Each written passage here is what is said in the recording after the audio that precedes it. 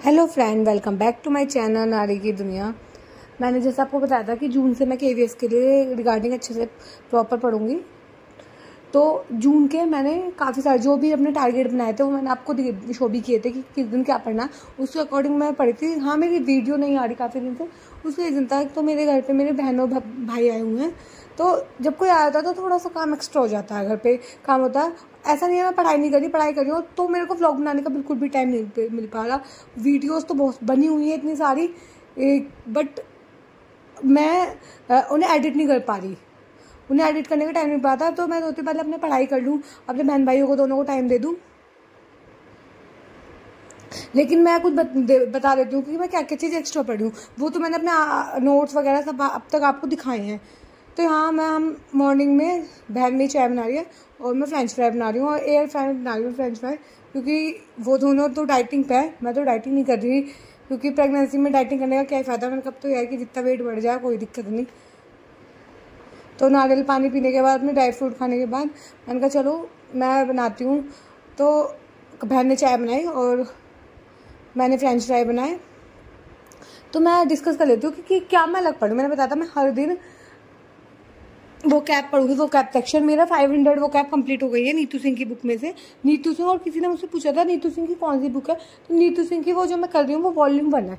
तो उसमें से मैंने 500 समथिंग कंप्लीट हो गया और याद भी है मुझे। कंप्लीट का मतलब है नहीं कि मैंने पढ़ के छोड़ दी, वो मुझे याद नहीं है कि हाँ उनका सेंटेंस मुझे याद है। और साथ में मैं बता देती हूँ मैंने काफ़ी सारे टॉपिक तो कर लिए थे CDP के, लेकिन काफ़ी ऐसे टॉपिक थे जो मुझे लगा कि हाँ इनसे क्वेश्चन आने चाहिए। जैसे 5 गाइडलाइन प्रिंसिपल्स, NCF के जो 2005 की थीम्स क्या थी वो सब, तो वो सब मैंने सारी चीज़ें अलग से नोट डाउन किया है।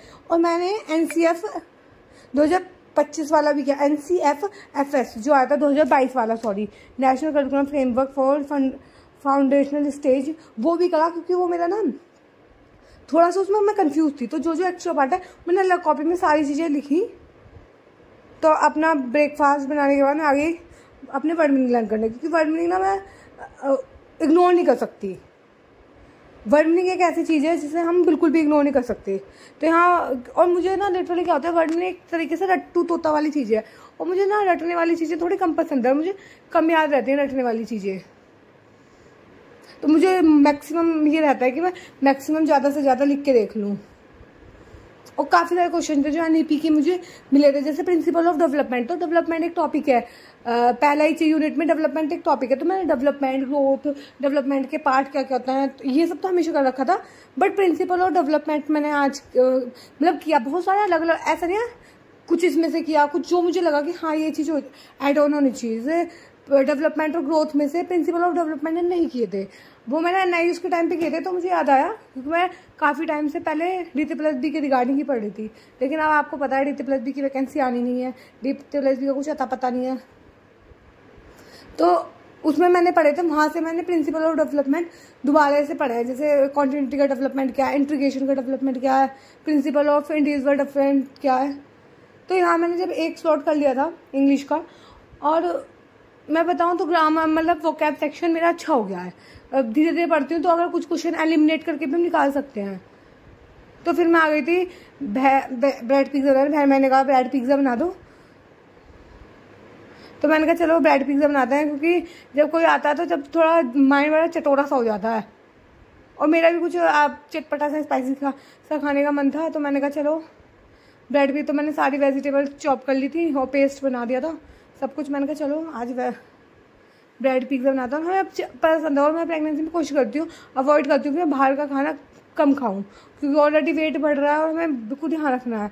और मुझसे किसने पूछा था आपका कौन सा मंथ चल रहा है, मतलब बेबी कब होगा, तो मेरा 8th मंथ से स्टार्ट हो गया है और मेरा बेबी अगस्त के पहले हफ्ते की डेट दे रखी है। तो अभी तो 8वें महीने में मुझे कहीं जाना नहीं है, मुझे घर यहीं रहना है।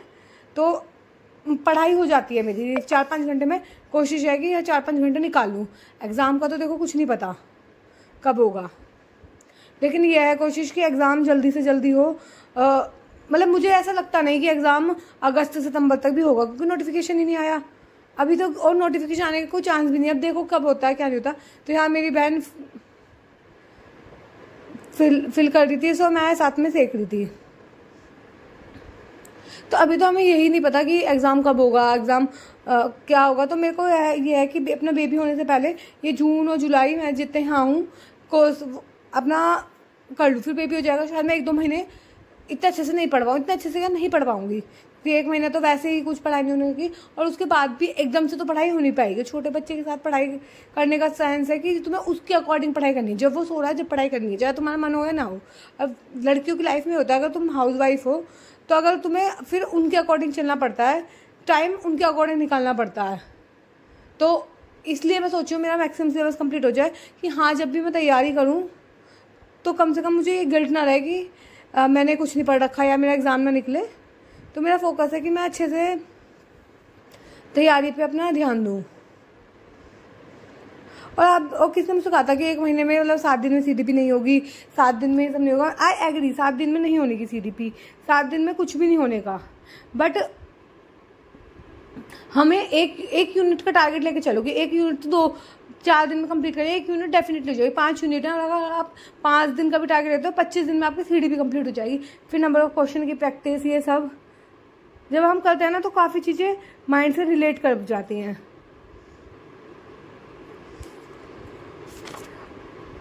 और मैंने बहुत सारी नई चीज़ पढ़ी, जैसे कि रूट लर्निंग कब आनी चाहिए, जैसे बहुत सारे नए नए टॉपिक मिल गए। फुल फॉर्म हो गई, फुल फॉर्म अगर आपको वो चाहिए कि फुल फॉर्म मैंने कहा कि जितनी भी फुल फॉर्म है सब फुल फॉर्म लिखी है मैंने। सफल की फुल फॉर्म क्या होती है, RKS की फुल फॉर्म क्या होती है, दीक्षा में क्या क्या निगेटिव है, उनके थीम क्या क्या है। और एक बात तो बता दूं, जो मैंने EVS है तो EVS में जैसे अब इन्वायरमेंट डे आने वाला है, ये जो वीडियो मेरी इन्वायरमेंट डे से पहले की है, मतलब 5 जून से पहले की है, जून की वीडियो है। तो इन्वायरमेंट डे की थीम क्या है, इन्वायरमेंट डे किस कंट्री ने होस्ट किया, या ओजोन डे कब आएगा, मतलब 16 सितंबर को आएगा, उसकी थीम क्या होगी अभी तो डिसाइड नहीं हुई। जैसे ओजोन इन्वायरमेंट डे की थीम इस बार बीट द प्लास्टिक है, कोरिया उसे होस्ट कर रहा है। तो बिल्कुल नए टॉपिक हैं। और जैसे मैंने बताया था कि मैंने फूड वाले टॉपिक में जो थीम दे रखी है उसमें क्लास 1 और 2 का मैंने फूड का चैप्टर किया, तो उनके मैंने नोट्स बना रखे थे। अब मैंने दोबारा से जहाँ से वो किया, मैंने मैग्नेट ब्रेन चैनल था उससे देखा था, क्योंकि PDF NCERT निकालो, PDF खोलो, मुझे वो बहुत टाइम टेकन लगता है। तो मैंने सोचा कि जिस वीडियोस देखा, क्योंकि बहुत सारी चीज़ें ऑलरेडी पता होती हैं। फिर आ गई थी मैं सेकंड स्टडी एक्सप्लोर करने, क्योंकि मैंने टारगेट दिया अपने आप को पुश करके कि 3 तो करने ही है। थोड़ा मैं बहन भाइयों को अपने कम टाइम दे पा रही हूँ, क्योंकि यह मैंने कहा चलो ज़्यादा भी नहीं, मैं एटलीस्ट 4 घंटे तो पढ़ ही लूँ। इसी चक्कर में मेरे व्लॉग नहीं आ रहे थे, क्योंकि मेरा टारगेट व्लॉग बनाना नहीं है। व्लॉग तो इसलिए होगा कि आप लोग भी मोटिवेट हो कि हाँ मेरे को देख के मैं भी बिना वैकेंसी के पढ़ रही हूँ, बट मेरा टारगेट सिर्फ और सिर्फ ये है कि मेरी कोई जॉब लग जाए। मेरा टारगेट सिर्फ और सिर्फ मेरी जॉब के। तो हाँ, मैं जितनी भी इन्वायरमेंट की थीम्स हैं, जितनी भी सब कुछ है, और इन्वायरमेंट की बुक है, यहाँ से मैं कर रही हूँ। और यहाँ पे मैंने नोट डाउन भी कर लिया। और अभी देखो आने वाले एग्जाम, अपकमिंग एग्जामों के बारे में सब पूछ रहे हैं कि आने वाले कौन से टीचिंग के एग्जाम है। तो सच बात देखो, HTET का आपको पता होगा, HTET का दिसंबर में फॉर्म भरे गए थे, नोटिफिकेशन नवंबर में आया था, मे बी दिसंबर में पेपर होता था, उनका टेंडर फाइनल नहीं हुआ तो पेपर डिले हो गया, और वो अब होगा जुलाई में, और मैं वो दे ही नहीं पाऊंगी। और उस टाइम मैं HTET की तैयारी कर रही थी और मुझे था हाँ मैं HTET तो निकाल ही लूँगी। तो यहाँ मैंने सेकंड स्टडीज लोड कर लिया था, और इसमें मैंने मुझे EVS कंप्लीट करनी थी। तो EVS के बहुत सारे टॉपिक करे हैं, क्योंकि मेरा सिलेबस कंप्लीट है। मुझे नए नए टॉपिक करने हैं कि नए टॉपिक से कुछ ना जाए। और आपको पूछना है कौन से टॉपिक है, वो भी मैं बता दूंगी, उसकी PDF में शेयर कर दूंगी। फिर मैं वही रेस्ट किया, और मुझे करनी थी CDP। तो सेम CDP के साथ है, तो CDP मैंने बहुत बार पढ़ रखी है अपने नोट्स से। ये मैंने जो आपको दिखा रही हूँ, या से पहले मैंने शायद नहीं दिखाया था, यहाँ मैंने बहुत सारे ऐसे लिखे हैं कि कौन से NEP में क्या टीचर से शिक्षक, मतलब ऐसी चीज़ें जो हर चीज़ का मिक्सचर है कि कुछ क्वेश्चंस, कोई थीम है, मेंटल थ्योरी कब दी गई, सारी चीज़ें मैंने, जैसे फेज ऑफ टीचिंग है, हर चीज़ को हिंदी में, कोई इंग्लिश में, जो मतलब मुझे मिल जाते हैं क्वेश्चंस, क्योंकि क्वेश्चन कहीं होता है तो उसके अकॉर्डिंग ये आना चाहिए, वहाँ चाहिए। उसमें बड़ा गंदी सी राइटिंग लिखा, घिचा पिचा हो रहा है। और जैसे मैंने NEP कर रखी थी, लेकिन NEP 1986 वाली मैंने नहीं करी थी, तो मैंने 1986 वाली भी करी इसमें, तो मैंने इसमें लिख दिए थे। और ये मैं स्टिकी नोट लगा देती हूँ, और सच बताऊँ स्टिकी नोट लगाने से ना हमारी जो निगाहें होती है ना स्टिकी नोट्स पे बहुत ज़्यादा जाती हैं। स्टिकी नोट से मैं बहुत अच्छे से पढ़ लेती हूँ। फिर मैं आ गई थी, और मैंने आके पढ़ना स्टार्ट कर दिया था यहाँ पे। और मेरे पे मेज पे बैठ के पढ़ने का मन नहीं कर रहा था कुर्सी मेज पे, क्योंकि मुझे नींद से आ रही। तो मैंने कहा चलो स्टडी टेबल पे बेड पे आके बैठते हैं, फिर पढ़ाई करते हैं, क्योंकि मुझे याद करना है। वहाँ मैं लिखने का काम करती हूँ, बट याद करने का काम वगैरह जो होता है मैं आराम से बैठ के भी कर सकती हूँ। और थोड़ा प्रेगनेंसी में वेट भी बढ़ जाता है, तो बहुत सारी दिक्कत हो जाती है। और थोड़ा कभी कभी होता है मेरा मन नहीं कर रहा पढ़ाई करने का, पर मैं पुश करके कि हाँ एटलीस्ट अपने आप को मेंटली पुश कर रखा है कि मुझे इतने टाइम तक सिलेबस करना ही करना है। तो यहाँ पे टेस्ट की थीम के बारे में था कि टेस्ट की कौन कौन थीम होती है, असेसमेंट टेस्ट क्या होता है। और मेरे को एक चीज़ जो नहीं पता चली मैं आपको वो बताती हूँ।